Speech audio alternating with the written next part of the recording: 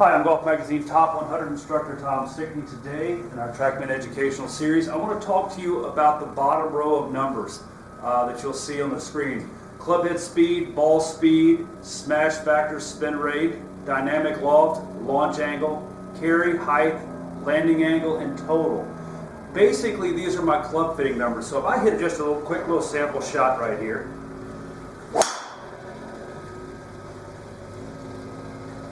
what you're going to see is those numbers are going to come up. All right, now each of those numbers are very, very important for making sure that we control how the ball reacts when it hits the ground. Obviously, we want to have club head speeds that are as fast as possible within reason. We want to have ball speeds that maximize our efficiency. So when we look at efficiency, all the club head speed in the world doesn't mean squat if you can't convert it into ball speed. So if I take a swing at Mach 7, all right, so yeah, my club head speed's getting ready to go up. All right, 106.8, but I don't have a clue where that thing is going to come down, number one. And number two, if you look at my smash factor, which basically tells us where vertical and horizontal impact occurred, you can see my smash factor goes down as well. It needs to be, somewhere in the 14789, 150 range with the driver. And so what happens is when you start hitting the ball off center, a lot of things can happen.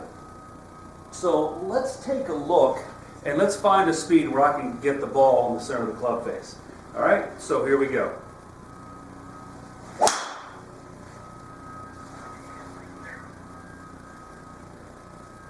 All right, so we see 103.6 miles an hour, ball speed 152, smash factor of 147. So that was probably a very average drive for me. Not perfect, but manageable. Okay, so what do we see? We see a club head speed and a ball speed that created a reasonable smash factor, so I'll probably hit it reasonably around the center of the face.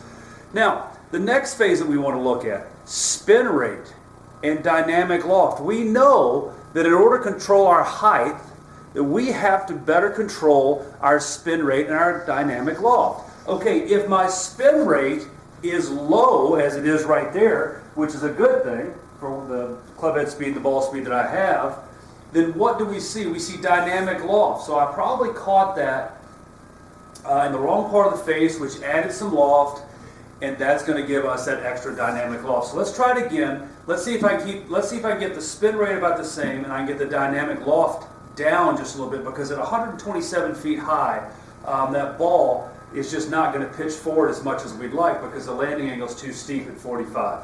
All right, so let's try that again. Let's try to get in the center of the blade. Let's try to get my dynamic loft down just a little bit. Here we go.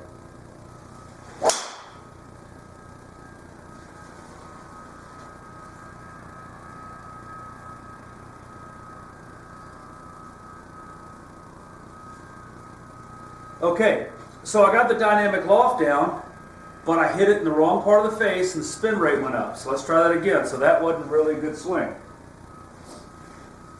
Because you can see, even though the dynamic loft was down, if the spin rate's off the charts, now all of a sudden look what happens.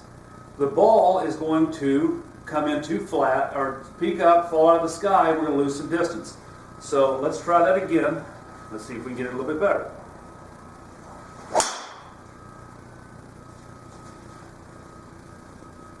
Okay, good club head speed, good ball speed, good smash factor obviously. All right, so there we go. So now what we see right here is we see a spin rate that is down. We see a dynamic loft that was down from 18 to 15. All right, so we get our height down from 127 feet to 90 feet. So my landing angle goes down from 45 degrees down to 37.2, and the ball's going to chase out a little bit more. So remember, when you're correlating all these things, you have to understand what all these particular numbers mean. So if I hit the wrong part of the face, as I did right here, I can spin the ball too much. If I hit the ball in the wrong part of the face, I can have too much dynamic loft. If I hit the ball in the wrong part of the face, I can have too little dynamic loft. So there's all kinds of things we can do. Now, what could contribute to our Spin rate. Well, we know that hitting the ball on the toe and the heel at high and low can alter spin rate. Okay, now what can contribute to dynamic loft? Well, you can have dynamic lofts. Remember, the face has bulge, so if you hit it in the right set, if the dead smack in the center of the driver, it's going to have the printed number of static loft that if you had a set on standard. All right, if you hit higher in the face, you're going to get high launch, low spin, so you're going to have more dynamic loft. If you hit low on the face, you're going to have less loft and higher spin. Okay, so by controlling your vertical impact and the amount of handle drag you have, so to speak, you know, how much your hands are leaning forward or backing up, you can control your dynamic loft. Launch angle, we know, is a byproduct between dynamic loft and angle of attack. And with the driver, we know that basically 85% of your dynamic loft is going to contribute to your launch angle. Okay, carry, we understand that spin rate, dynamic loft, and speeds and smash contribute to your carry distance. I can't come in here and hit it off center. You know, that's off the toe. I can't come in here and hit it way off the toe, have a very low smash factor, and get any sort of carry distance out of that particular shot. Okay? Consequently, I can't come in here with the wrong dynamic loft with a lot of speed. So if I have a lot of speed with the wrong dynamic loft, all right, so there's a good flat bullet. All right, so then my club head speed was 104, but because the things didn't go over head high, I only carried it 218 yards. Now that might be great if the wind's blowing 200 miles an hour, but in the real world, more often than not, that's not the kinds of shots we want to see. And that's usually what you see with amateur golfers. They tend to have too little loft, and when they have too little loft, that spin rate tends to go down, and they get the ball coming out real flat and low. You can see that height is only 47 feet in the air. The tour average that most amateur golfers need to look for is somewhere around 75. That'll give us a little bit of height and a little bit of carry, and you know, that way we can keep it down. Now, if I come in here, let's talk about landing angles for a little bit. Very, very important. Now, you can see that landing angle was 26 degrees. So obviously, if I hit this thing really flat and low, it's going to come in really, really flat. And as you see right there, when it comes in really, really flat, it obviously was going to take off and roll. Now, if the conditions are such where the fairways are playing fast, you can get away with hitting it a little bit flatter. But here, it's January, what is today? January 2nd, and here in the desert, we're still in our overseed conditions, so our club is playing, our fairway's playing really, really soft. So for me, I'm going to need all the carry distance that I can get in order to keep this ball and hit this ball the farthest, okay?